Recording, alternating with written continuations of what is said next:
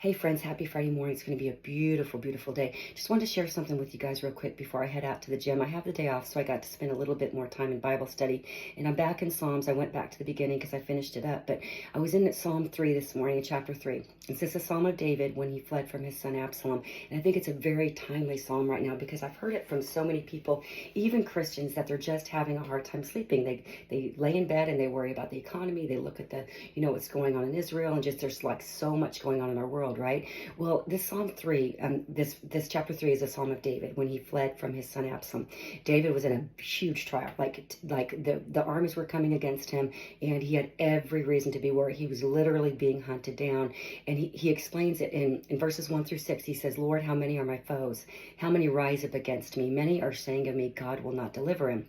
And so in the New King James Version, it says, many were saying that there is no help for him in God. And to David, this had to be devastating. David's situation was so bad that many felt that God was not that God couldn't help him, but that God wouldn't, saying things like, David, you get what you deserve. We've seen your past. Look at everything you've done in the past. You're just getting what you deserved. And to David, this would have been devastating. Spurgeon explained it like this. He said, of all the trials which come from heaven, all the temptations which ascend from hell, and all the crosses which arise from the earth could be mixed and pressed together, they would not make a trial so terrible as that which is contained in this verse. It is the most bitter of all afflictions to be led to fear that there is no help for us in God.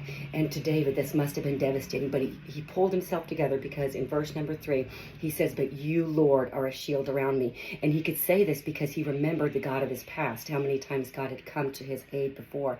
So I love this because it was a total flip, right? But he calls him my glory, the one who lifts my head high. And he says, I call out to the Lord with my voice. And I love this because this, the New King James Version says, with my voice.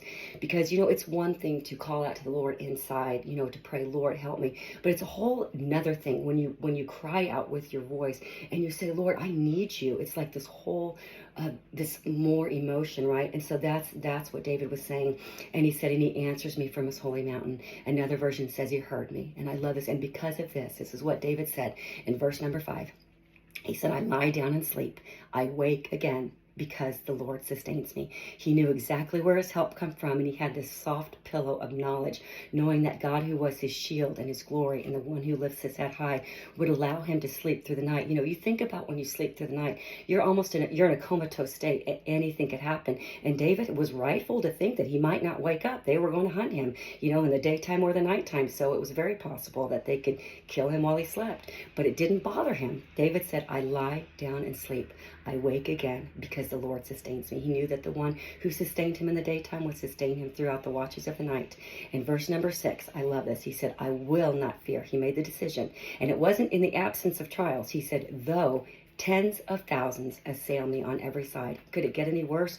Tens of thousands, armies all around me. They're coming at me from every side, but I will not fear, because he knew that the Lord was his shield. So guys, I really hope that blesses somebody today. I don't know who needs to hear that, but there is no reason to lose sleep, because like David, we can lie down and sleep and wake again, because we know the Lord will sustain us. Hope that blesses you. I'm going to finish up my Bible study and get off to the gym. It is going to be a great day.